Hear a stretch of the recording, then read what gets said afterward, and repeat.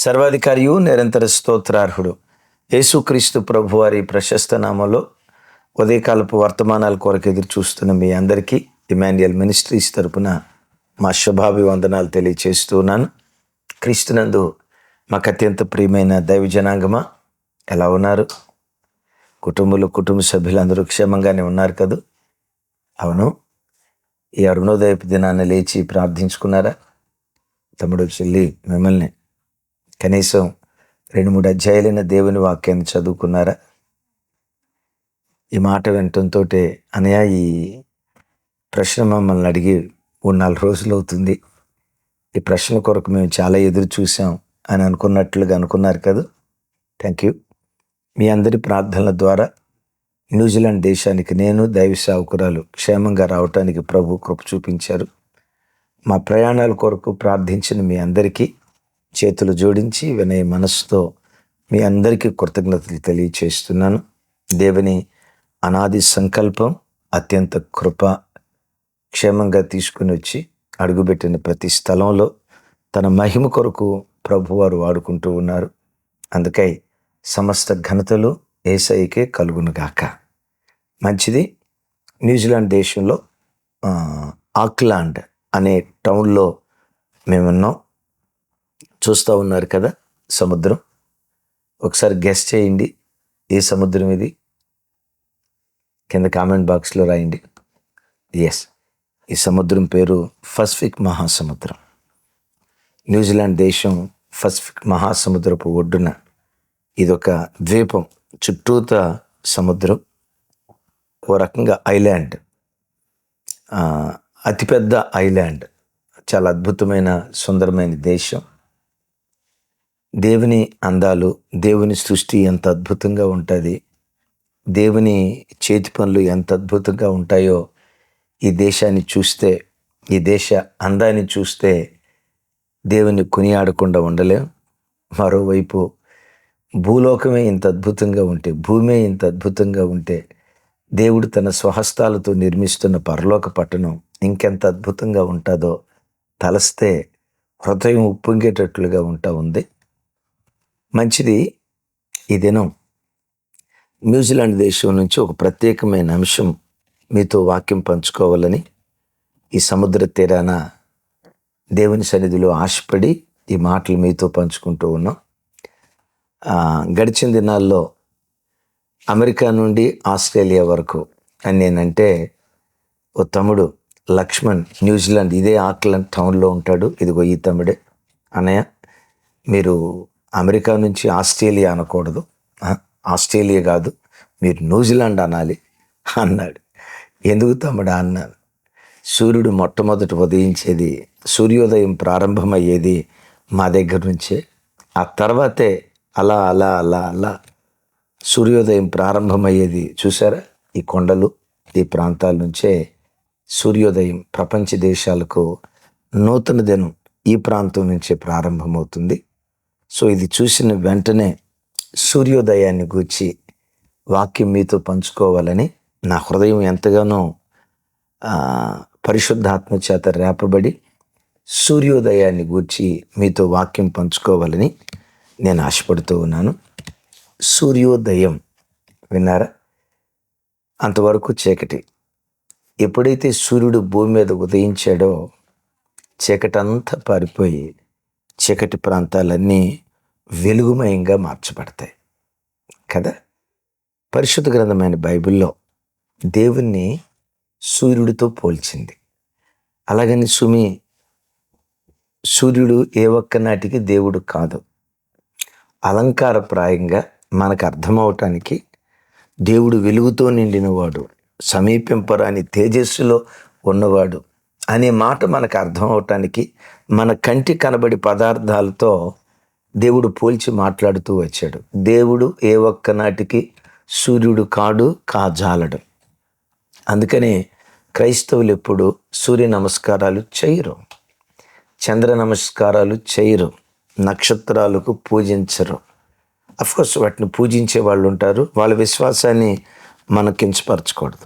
At that same time ఎవరి కోసమో మన విశ్వాసాన్ని దాచిపెట్టుకోవాల్సిన అవసరం లేదు. ఎందుకు సూర్యుని పూజించకూడదు? ద్వితీయోపదేశకాండంలో రాసి ఉంటుంది. ఎరిగిన వాళ్ళు కింద రెఫరెన్స్ రాయండి. ద్వితీయోపదేశకాండంలో రాయబడిన మాట, ఆకాశ నక్షత్రాలు సూర్య చంద్రులు దేవుని సైన్యాలని, దేవుని సైన్యాలుగా పిలువబడుతున్న సూర్యచంద్ర నక్షత్రాదులను సర్వాకాశము క్రిందనున్న సమస్త ప్రజలకు దేవుడు పంచిపెట్టాడు. సూర్యుడా, ప్రజలకు నువ్వు పగటిపూట వెలుగునివ్వు. చంద్రుడా, రాత్రిపూట నువ్వు వెన్నెలనివ్వు. నక్షత్రాలరా, ఇదిగో మీకున్న బాధ్యత ఇది అని సర్వాకాశము క్రిందనున్న సమస్త ప్రజలకు పంచిపెట్టాడు దేవుడు. చిన్నపిల్లలకు చాక్లెట్లు పంచిపెట్టినట్లుగా అనంత జ్ఞాని అయిన దేవుడు తండ్రి తను సంపాదించిన ఆస్తిని నలుగురికి 4 భాగాలుగా పంచిపెట్టినట్లుగా ఆ పరలోకపు తండ్రి సర్వాకాశము క్రిందనున్న సమస్త ప్రజలకు సూర్యచంద్ర నక్షత్రాదులను పంచిపెట్టాడు. వింటున్నారా? విఘ్నత కలిగిన ఏ మనిషి అయినా పంచిపెట్టబడిన వాటిని అనుభవిస్తాడు, పంచిపెట్టిన వాణిని ఆరాధిస్తాడు. ఇప్పుడు పిల్లలకి మీరు చాక్లెట్ ఇచ్చారు, చాక్లెట్ తీసుకుని సంతోషిస్తాడు. కానీ థ్యాంక్స్ చెప్పేది ఎవరికి? చాక్లెట్కా. దండం పెట్టేది ఎవరికి? చాక్లెట్కా. నా చాక్లెటే అని చాక్లెట్ చుట్టూతో తిరుగుతాడా? తండ్రి చాక్లెట్ ఇచ్చాడు కదా, తండ్రిని చూసి thank you daddy, thank you mom అని అంటారు కదా. కృతజ్ఞతలు చెప్పేది పంచిపెట్టిన ఆయనకి, అనుభవించేది పంచిపెట్టబడిన దాన్ని. సూర్యచంద్ర నక్షత్రాదులను మనం అనుభవించాలి, కానీ పొరపాటున ఆరాధించకూడదు. ఆరాధనకు యోగ్యుడు యేసునాథుడు. సృష్టికర్త ఒక్కడే ఆరాధనకు యోగ్యుడు. నిజమే, పరిశుద్ధ గ్రంథమైన బైబిల్లో తండ్రి అయిన దేవునిని జ్యోతిర్మయుడుగు తండ్రి, ఫాదర్ ఆఫ్ లైట్స్, విన్నారా? జ్యోతిర్మయుడుగు తండ్రి అని. మన ఆరాధ్య దైవం ప్రభు అయిన యేసుక్రీస్తు వారిని నీతి సూర్యుడు అనని దేవుని వాక్యం పోల్చి మాట్లాడుతోంది. ఎందుకు ఈ దేవుణ్ణి సూర్యునితో లేక సూర్యునితో దేవుని వాక్యం పోల్చింది? 4 విలువైన విషయాలు చెప్తాను. నంబర్ 1, సూర్యుడు కారు చీకటిని వెలుగుగా మారుస్తాడు. అవును, ఉదయానికి ముందు రాత్రి ఉంటుంది కదా, రాత్రి అంతా కారు చీకటి గాఢాంధకారం కదా. ఆమోస్ గ్రంథంలో రాసి ఉంటుంది, కారు చీకటిని ఉదయముగా మార్చువాడు. ఎవరిని దేవుడు? మార్చే దేవుడు. ఏం మారుస్తాడు? కారు చీకటిని. కారు చీకటి అంటే కన్నీటి వలయం, కలవరం, కన్నీటి గాథ, గుండె కోత, ఎవరికీ చెప్పుకోలేక మానసికంగా నలిగిపోతున్న మానసిక వేదన. తమ్ముడు, చెల్లె, ఈ ఉదయం ఏ మానసిక వేదనతో నలిగిపోతున్నావు? న్యూజిలాండ్ దేశం నుంచి మిమ్మల్ని పలకరించమని పరిశుద్ధాత్మ దేవుడు నా హృదయాన్ని రేపే, నా హృదయం ద్వారా మీతో మాట్లాడాలని ఆశపడుతున్నాడు. ఏ కారు చీకటి నిన్ను ఆవరించింది? ఏ కారు చీకటి అనుభవాలు? ఎందుకు బ్రతకాలి? ఈ చీకటిలో నుంచి నా జీవితం బయటకు రాదు. జీవితం అంతా ఈ కన్నీటిమయమే అయిపోతుంది. మంచి రోజులు రావు, మేలైన దినాలు చూడలేను. నా బ్రతుకంతా ఈ దుఃఖంతో, ఈ కన్నీళ్ళతో, కలవరాలతోనే నిండుకుంటుంది. నా బ్రతికే ఒక శాపగ్రస్తమైన బ్రతుకు. నాలాంటి వాడిని దేవుడు ఎందుకు పుట్టించాడు? నాలాంటి దాన్ని దేవుడు ఎందుకు భూమి మీదకి పంపించాడు అని అనుకుంటున్నావా? గాఢాంధకారపు చీకట. ఒకప్పుడు మీకు వాక్యం పంచుకునే నేను కూడా ఇదే అనుకునేవాడిని. నేను అనవసరంగా సాగుకొచ్చి, నన్ను ఎందుకు దేవుడు పిలిచాడు? చక్కగా ఉద్యోగం చేసుకుంటూ నా బ్రతికెందుకు ఎట్లా అయిపోయిందని ఏడ్చి ఇక ఏడవటానికి శక్తి లేక కళ్ళల్లో కన్నీళ్లు ఇంకిపోయిన దినాలు ఎన్నో కోకొల్లలో. కారణం చుట్టూత గాఢాంధకారపు చీకటి. తమ్ముడా, గాఢాంధకారపు చీకట, నీతి సూర్యుడు జ్యోతిర్మయుడుగు తండ్రి ఈ దినం నీ మీద ఉదయించబోతూ ఉన్నాడు. నీ కారు చీకటిని పారద్రోలి, గాఢాంధకారపు చీకటిని వెళ్ళగొట్టి నీ బ్రతుకును మధ్యాహ్న కాల తేజస్సు కంటే అత్యధికంగా ప్రకాశింప చేయగలిగిన వాడు అదిగో తూర్పు దిక్కున ఉదయించే నీతి సూర్యుడు యేసుక్రీస్తు ప్రభువారు. ఆమేన్. ఏ చీకటిని నలుముకున్నా నేను ప్రకటించే నా దేవుడు నీ బ్రతుకులో కారు చీకటిని చెప్పే కదా, కారు చీకటిని ఉదయముగా మార్చువాడు.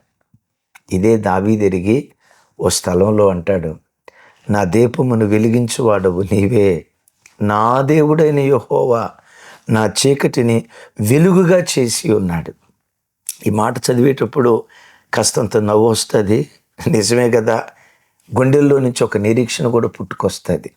ఎందుకో తెలుసా, దావీదు సౌలుకు అల్లుడయ్యేటప్పుడు అనుకున్నాడు, మా మామయ్య నా దీపాన్ని వెలిగిస్తాడు, ఆయన రాజు అయితే నేను రాజు అల్లుడిని అయ్యానంటే నా హోదా నా రేంజ్ ఒక లెవెల్కి వెళ్ళిపోద్ది కదా, నా దీపాన్ని మా మావి వెలిగిస్తాడు అనుకున్నాడు. చివరికి ఏం జరిగిందో తెలుసా, వెలిగించే దేవుడు ఎరుగు దావీదు దీపాన్ని ఆర్పాలని ప్రయత్నం చేశాడు సౌలు. తమ్ముడు, నీ జీవితంలో కూడా ఎవరో నిన్ను వెలిగిస్తారు, ఎవరో నీకు సహాయం చేస్తారు, ఎవరో నిన్ను చేయబట్టుకొని లేపుతారు, ఎవరో నిన్ను ఉన్నత శిఖరాలకు తీసుకొని వెళ్తారని మనుషుల మీద నమ్మకం ఉంచి నమ్మినవాడే నట్టేట నిన్ను ముంచి నమ్మక ద్రోహానికి గురైన ఒక అమ్మాయిగా మిగిలిపోయావా? నమ్మక ద్రోహానికి గురైన ఒక స్నేహితుడిగా మిగిలిపోయావా? సొంత తోబుట్టోలే ద్రోహం చేస్తే ఆ నమ్మక ద్రోహానికి గురై ఆ బాధ ఎవరికి చెప్పుకోవాలో అర్థం కాక విగత జీవిగా మిగిలిపోయావా? ఈ ఉదయం నా దేవుడు మీతో మాట్లాడుతున్నాడు. నీతి సూర్యుడు ఈ ఉదయం మీ కుటుంబాల్లో ఆయన ఉదయించి మీ కారు చీకటిని, గాఢాంధకారపు చీకటిని మధ్యాహ్న కాల తేజస్సుగా నా దేవుడు మార్చునుగాక. ఆమేన్. దావీదు దీపాన్ని దేవుడు వెలిగిస్తే, నేనంట మనుషుడు వెలిగిస్తే ఆ ప్రకాశం 24 గంటలే ఉంటుంది, లేదు ఒక జీవితకాలమే ఉంటుంది. దేవుడి దీపాన్ని వెలిగిస్తే తరతరాలు ఆ దీపం వెలుగుతూనే ఉంటుంది. దావీదు దీపం నేటికి వెలుగుతూ ఉందే. ఎస్, దావీదు వంశావళిలో నుండి ప్రజల హృదయాలను వెలిగించే నీతి సూర్యుడు, మానవ బ్రతుకులను వెలిగించే యేసుక్రీస్తు వారు దావీదు వంశంలో నుంచి వచ్చాడే. కారణం, దావీదు బ్రతుకులో సూర్యోదయం కలిగింది. ఆమేన్. మరోసారి చెప్దాం, ఆమేన్. సూర్యోదయపు దిక్కు, మన స్థితిగతులు మార్చగలిగిన దిక్కు. ఈ మధ్య బాగా వైరల్ అయిన పాట ఉంది కదా, ఏమైనా చేయగలవు, కథ మొత్తం మార్చగలవు. రైట్. కీర్తనలో ఒక స్థలంలో రాసి ఉంటుంది, రెఫరెన్స్లు మీరే కింద రాయాలి. మీ మెదడుకు కొంచెం మేత పెడదామని అన్నీ నేను చెప్పుకుంటూ వెళ్తే కాదు కదా. కీర్తనలో ఓ స్థలంలో రాసి ఉంటుంది, దేవుడైన యెహోవా సూర్యుడును కేడమునై ఉన్నాడు. ఎస్, సూర్యుడును కేడమునై ఉన్నాడు. ఆయన కృపయు ఘనతయు అనుగ్రహించువాడు. అనండి ఒకసారి, కృపయు ఘనతయు అనుగ్రహించువాడు. అదిగో ఉదయిస్తున్న సూర్యకిరణాలు చూశారు కదా. మనం చిన్నతనంలో కిటికీలో నుంచి ఉదయకాలం సూర్యకిరణాలు, అదే తలుపు ద్వారా సూర్యకిరణాలు ఇంట్లో పడేవి కదా. ఈ ఉదయం మీ ఇంట్లో సూర్యకిరణాలు పడుతున్నాయా? అట్లాగని సూర్యకిరణాలు దేవుడు కాదు మనకి. నేను మీతో చెప్పే మాట, మన గుడారాల్లో సూర్యకిరణాలు ఎలా ఉదయిస్తున్నాయో దేవుని కృపాకిరణాలు నీ ఇంటి మీద ఉదయించునుగాక, నీ వ్యాపారం మీద ఉదయించునుగాక, నీ సంఘం మీద ఉదయించునుగాక, నీ చేతి పనుల మీద ఉదయించునుగాక. ఆయన కృపాకిరణాలు నీ మీద ఉదయిస్తే ఆయన కృప ఏం చేస్తుందో తెలుసా? దరిద్రుని ధనవంతునిగా మారుస్తుంది. పెంట కుప్పల్లో పడిపోయినటువంటి వాడిని సింహాసనం మీద కూర్చోబెడుతుంది. ఆయన కృపకున్న గొప్పతనం అది. ఆయన కృపలో ఉన్న గొప్పతనం అది. క్రీస్తు యేసు కృపను మీరు ఎరుగుదురు కదా. ఏంటి ఆ కృప? ఆ కృప దరిద్రులైన మనలను ఐశ్వర్యవంతులుగా చేసిందట. ఐశ్వర్యవంతులుగా దరిద్రులైన మనలను మార్చడానికి కపాలమని అర్థమిచ్చే గొల్గొతా పర్వతం మీద నీ ప్రభు దరిద్రుడిగా మారాడు. నీ ప్రభు నీ దారిద్ర్యతను అనుభవించాడే. తమ్ముడా, నీవెందుకు దరిద్రుడివి? నువ్వు ఐశ్వర్యవంతుడివి, నువ్వు భాగ్యవంతుడివి, నువ్వు సింహాసనం మీద కూర్చునేవాడివి ఏ నాటికైనా. అఫ్కోర్స్ ఈరోజు కొన్ని పరిస్థితులను బట్టి దారిద్ర్యతను అనుభవించొచ్చాము, కలవరపడుకో. అయినా నువ్వు ఆర్థికంగా దరిద్రుడివేమో, దారిద్ర్యతను అనుభవించేవాడివేమో, ఇది కొంతకాలమే. నీవెవరివి? విశ్వాసంలో ఐశ్వర్యవంతుడివి, దైవభక్తిలో ఐశ్వర్యవంతుడివి, పరిశుద్ధతలో ఐశ్వర్యవంతుడివి. ఎవడన్నాడు నీవు దరిద్రుడివని? నీవెన్నటికీ దరిద్రుడివి కాదు, ఐశ్వర్యవంతుడివే. అయ్యా మరి దారిద్ర్యత అనుభవిస్తున్నానే, మీరు ఎరుగుదరా ఈ మాట? సాయంకాలం ఏడ్పు వచ్చి రాత్రంతా ఉండిన ఉదయాన సంతోషం కలుగుతుంది. ఆమేన్. ఈరోజు రాత్రి, ఈరోజు దారిద్ర్యత కొంచెం కాలం ఓపిక పట్టు. నీ దారిద్ర్యతను కొట్టివేసి నీ కారు చీకటి ఉదయంగా మార్చబడినట్లుగా దారిద్ర్యపు స్థితిలో నుంచి లేవనెత్తి అన్ని విషయాల్లో ఐశ్వర్యవంతునిగా మార్చుటకు దేవుడు శక్తి కలిగినటువంటి వాడు. ఆమేన్ చెప్దాం గట్టిగా. ఆమేన్, ఆమేన్. ఆయన కృపాకిరణాలు మన ఇంటి మీద ఉదయిస్తే, నా నామమందు భయభక్తులు కలిగిన వారికి నీతి సూర్యుడు ఉదయిస్తాడు. ఆయన రెక్కలు ఆరోగ్యాన్ని కలుగు చేస్తాయి. అందుకనే నాన్న పొద్దున్నే లేవండి, కొంచెం బయటికి వెళ్ళండి. ఎందుకంటే సూర్యకిరణాల ద్వారా విటమిన్ డి దొరుకుతుంది కదా. ఆ విటమిన్ డి మనిషికి ఆరోగ్యాన్ని కలుగు చేస్తుంది. రైట్. ఆ కృప దరిద్రుని ఐశ్వర్యవంతునిగా, రోగిని ఆరోగ్యవంతునిగా, పాపిని పవిత్రమైనటువంటి వాడిగా, బలహీనుణ్ణి బలాఢ్యుడిగా మార్చగలిగిన శక్తి దేవుని కృపలో దాగుంది. సూర్యకిరణాలు చూసినప్పుడల్లా, కిరణాలు మనకు దేవుడు కాదు, సూర్యుడు మనకు దేవుడు కాదు. దేవుడిని అడగండి, అయ్యా సూర్యకిరణాలు నా ఇంటి మీద ప్రసరించినట్లుగా నీ కృపాకిరణాలు నా ఇంటి మీద ప్రసరించాలని. ఈ ఉదయమే ఆయన కృపాకిరణాలు నిన్ను దర్శించును గాక. నాలుగవది అద్భుతమైన మాట, న్యూ లవ్, అన్కండిషనల్ లవ్. ఇప్పుడు సూర్యుడు నీతిమంతుల మీద ఉదయిస్తాడా, అనీతిమంతుల మీద కూడా ఉదయిస్తాడా? చెప్పండి. క్రైస్తవుల మీద ఉదయిస్తాడా, అందరి మీద ఉదయిస్తాడా? భక్తి కలిగిన వాళ్ళ మీద ఉదయిస్తాడా, భక్తి లేని వాళ్ళ మీద కూడా ఉదయిస్తాడా? దేవుని అంతులేని ప్రేమకు అది నిదర్శనం. హేతువు లేకుండా ప్రేమించే ప్రేమకు ఇది నిదర్శనం. తమ్ముడు, నువ్వు నీతిగా బ్రతికిన రోజు దేవుడు నిన్ను ఆశీర్వదించాడు. నీతి తప్పి బ్రతికిన రోజు కూడా నిన్ను ఆశీర్వదించడం మానలేదు. ఈ మాట చెప్తూ ఉంటే పుట్టెడు దుఃఖం. దేవుని ప్రేమ ఎంత గొప్పది. ఓ తండ్రి కూడా తన బిడ్డలను అంత ప్రేమించలేడేమో, ఒక తల్లి కూడా తన బిడ్డలను అంత ప్రేమించలేదేమో. కొన్నిసార్లు పిల్లలు తప్పు చేస్తే, రే నా కడుపు నువ్వు చెడబుట్టావురా, నువ్వు చావరా, ఎందుకు నువ్వు పుట్టావురా, నాకు అవమానం తీసుకొచ్చావురా. కన్న తల్లిదండ్రులు అంటారే, దేవుడు ఎప్పుడు రే నువ్వు చావరా, నువ్వెందుకు రక్షించబడ్డావురా అండవు, నువ్వు చావరా అండవు. వీడు చస్తే బాగుండు అనడు, వీడు మారితే బాగుండు, వీడు నా వైపు తిరిగితే బాగుండు, మరలా నా ప్రేమ దగ్గరకు వస్తే బాగుండని నేను మార్చుకోవటానికి ప్రేమ ప్రయత్నం చేసేదే, కానీ నీ చావును కోరుకునేది కాదు నా దేవుని ప్రేమ. నువ్వు నీతి తప్పి బ్రతికినప్పుడు కూడా నీకు చేసే మేలు ఆయన చేయక మానలేదు. మనసున్న మారాసు. అలాగని నువ్వు నీతి తప్పి ప్రవర్తిస్తున్నా కానీ దేవుడు నీకు మేలు చేస్తున్నాడు అని అంటే ఇంకా నిన్ను నీతి తప్పి ప్రవర్తించి బ్రతకమేనా, ఇంకా కీడులో బ్రతకమేనా, ఇంకా అపవిత్రతలో బ్రతకమేనా? లేదు. రోమపత్రికలు అంటాడు కదా, ఆయన అనుగ్రహ ఐశ్వర్యము మారు మనసుకు నిన్ను ప్రేరేపిస్తూ ఉంది. దేవుడు, నాన్న నువ్వు దూరం అయిపోయినా నీకు ప్రమోషన్ ఇచ్చాగా, ఈ మేలు పొందుకుని నా వైపు తిరుగు. గతంలో నువ్వు కీడు చేసి ఉండొచ్చు, కీడు చేయటం నీ అలవాటు అయితే మేలు చేయటం నా దేవుని అలవాటు. వా, విన్నారా? కీడు చేయటం మానని మన బ్రతుకులకు మేలు చేయటం దేవుడు మానేశాడా? ఆరోగ్యం ఇచ్చాడు, ఐశ్వర్యం ఇచ్చాడు, ప్రమోషన్స్ ఇచ్చాడు, మంచి పిల్లల్నిచ్చాడు, మంచి ఆర్థిక వ్యవస్థనిచ్చాడు. ఒకవేళ నువ్వు అంటున్నావా, అయ్యా నేను కృతజ్ఞతగా లేనోడిగా బ్రతికాను, నన్ను దేవుడు అంగీకరిస్తాడా? ఒక అద్భుతమైన మాట. ఆయన వాత్సల్యతట దినదినము నూతనంగా పుట్టుకొస్తుందట. నిన్ను అస్తమించిన సూర్యుడు ఈరోజు నూతనంగా పుట్టుకొచ్చాడే. నీ పాపాన్ని బట్టి దేవుని ప్రేమ నాకు దూరం అయిపోయింది అని నువ్వు అనుకుంటే విను, ఈ దినం నూతన వాత్సల్యంతో నిన్ను దర్శించాలని దేవుడు ఆశపడుతున్నాడు.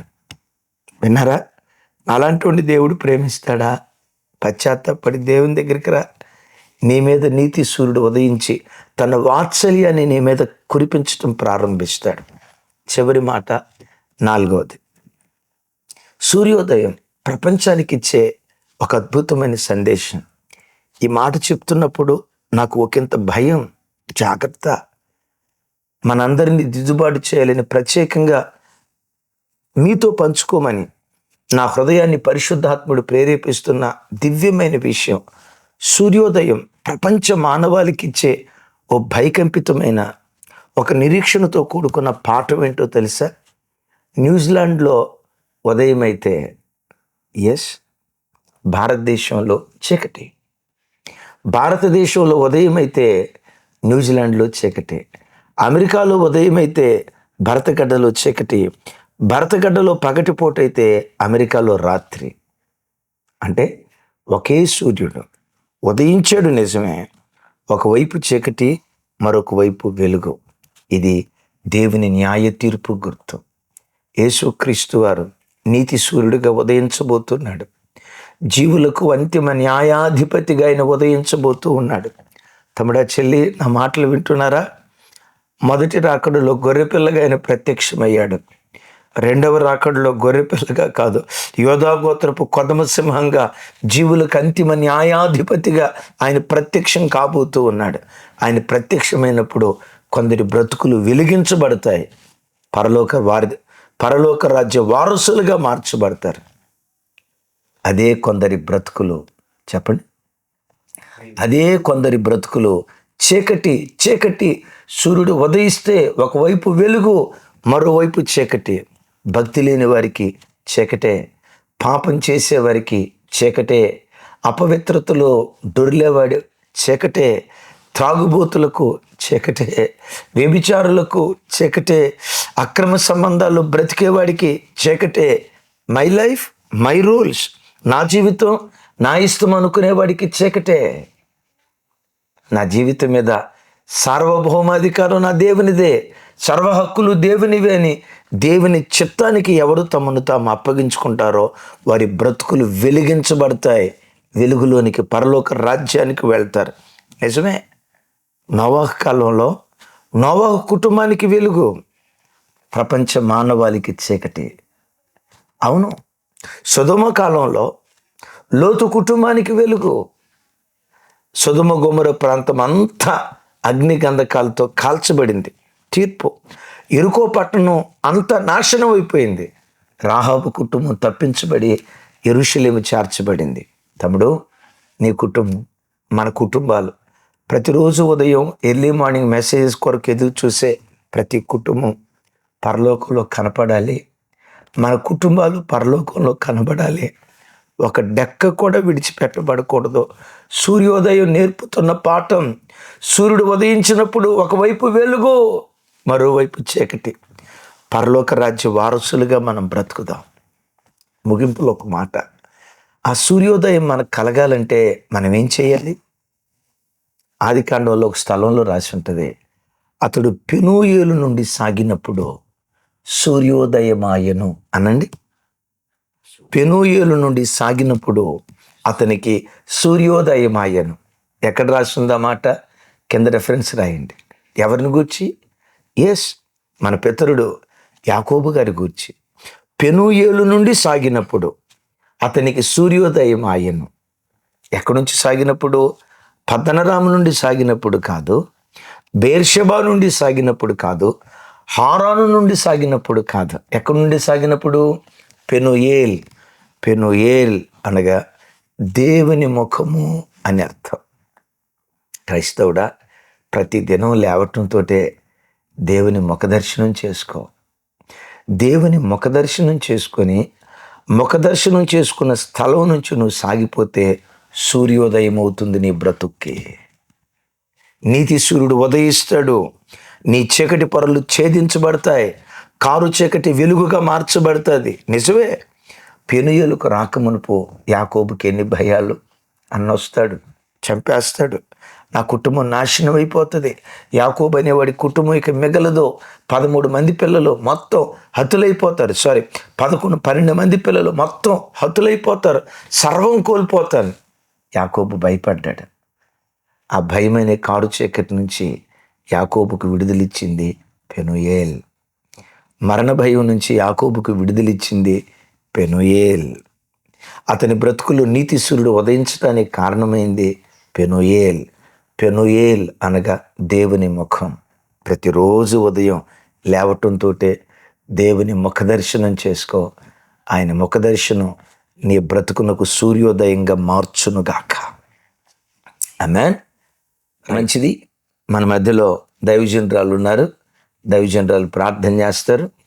మన కుటుంబాల్లో నీతి సూర్యుడు ఉదయించున్నట్లుగా ప్రార్థన అందరూ ఏకీభవించండి. మహోన్నతుడా, సర్వశక్తిమంతుడా, జీవాధిపతి, మీకు స్తోత్రం నాయన. దేవా, మీ ప్రేమకై వందనాలు నాయన, మీ కృపకై వందనాలు తండ్రి. ఉదయ కాలాన చక్కని వర్తమానం ద్వారా మీరు మాట్లాడినందుకై మీకు స్తోత్రము నాయన. తండ్రి, మీకు స్తోత్రం. ఈ వర్తమానం వింటున్న ప్రతి బిడ్డ జీవితంలో ఈ వాక్కులన్నీ నెరవేర్చండి ప్రభా. ఉదయ కాలానే మీ కృప మీరు మాకు అనుగ్రహించండి నాయన. సూర్యోదయమైన నీతి సూర్యుడైన దేవా, మీ కాంతి కిరణాలు ప్రతి ఒక్కరిని ఆవరించినట్లు, మీ కృపా కిరణాలు ప్రతి ఒక్కరిని ఆవరించినట్లు కృప చూపండి, ఆశీర్వదించండి నాయన. అవును తండ్రి, మీరు ఉదయించినప్పుడు దేవా కొందరికి అది చీకటిగా, కొందరికి వెలుగుగా మార్చబడుతుంది నాయన. ఇదిగో తండ్రి, మీ ఉదయం మాకు వెలుగుగా మార్చబడాలి. వెలుగు సంబంధుల వలె ఈ లోకంలో మేము బ్రతకాలి నాయన. మీకు వందనాలు. న్యూజిలాండ్ ప్రాంతానికి తోడుకుని వచ్చారు. ఇక్కడున్న మా ప్రియ బిడ్డల కుటుంబాలన్నింటినీ మీరు దీవించండి, ఆశీర్వదించండి. ఈ వాక్యం వింటున్న ప్రతి ఒక్కరికి మీ నిండైన దీవెనలు ప్రసాదించి వెలుగుమయులుగా దేవా మీ కాంతిని అనుభవించి బిడ్డలుగా బ్రతుకున్నట్లు ఆశీర్వదించి వర్ధిల్ల చేయమని యేసు నామంలో ప్రార్థిస్తున్నాను తండ్రి. ఆమేన్. తండ్రి అయిన దేవుని ప్రేమ, కుమారుడైన యేసు క్రీస్తు వారి దివ్య కృప, పరిశుద్ధాత్మ దేవుని అన్యోన్య సహవాసం మనకు సకల పరిశుద్ధులకు సదా తోడై ఉండి నడిపించునుగాక.